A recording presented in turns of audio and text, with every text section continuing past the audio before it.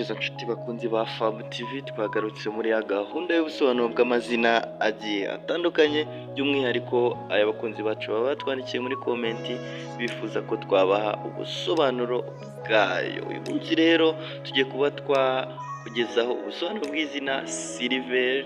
wowe watwandikiye muri komenti wifuza ko tuguha ubusobanuro bw'izina Silver, tega amatwi wumve uko usobanura. Ariko ntitwabura guha ikaze wowe ukigera hano bwa mbere, tukubwira ngo banza ukande subscribe kandi no kukazogera kugira ngo uzajye ubona ubusobanuro bw'amazina agiye atandukanye tukugezaho umunsi ku munsi. Ntiwagirwe rero kwandika muri komenti utubwire uburyo wabyumvishije, kandi utwandikire muri komenti utubwire nawe izina wifuza ko twazagaruka tuguha ubusobanuro bwaryo. Reka two kwizimba mu magambo rero tuguhe ubusobanuro bw'izina Silver.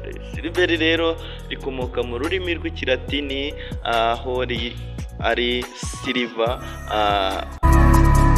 isobanura ishyamba cyangwa se waturutse mu ishyamba. Ni izina rero rifite inkomoko mu bantu bagiraga rero umubano ukomeye n'ibinyabuzima, ubusitani cyangwa se kamere. Rikunze rero gukoreshwa mu Rwanda no mu bindi bihugu bikoresha ururimi rw'ikinyarwanda. Ubusobanuro rero bwaryo mu buryo bwimbitse, Silver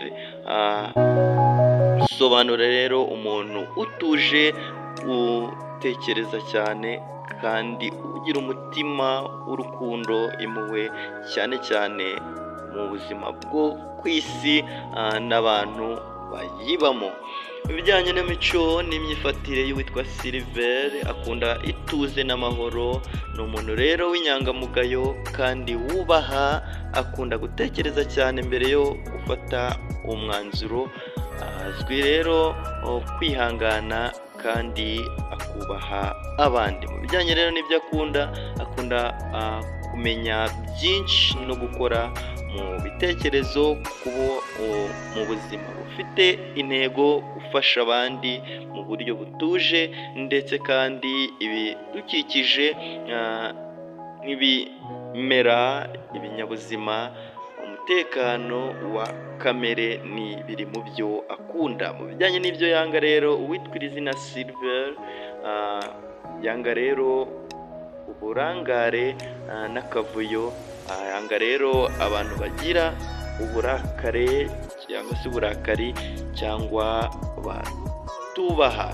Ikindi mu bijyanye n'ibyo yanga ibiganiro bitagira umumaro cyangwa se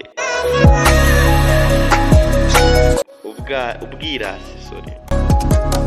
Bijyanye n'inzozi z'uwitwa iri zina Silver, akunda kugira inzozi zo kugira ubuzima bwuzuye ituze n'ubwenge, kuba umuntu uha abandi umucyo n'ubugiraneza.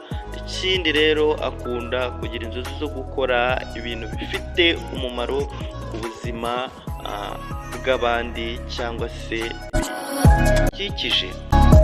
Ubwo rero yari ubusobanuro bw'izina Silver. Twandikire muri komenti wifuza ko tuguha ubusobanuro bw'izina Silver nuko bisobanura. Twandikire muri komenti tubwire uburyo wabyumvishije, naho mu kanya mu busobanuro bw'ayandi mazina atandukanye. Ciao ciao.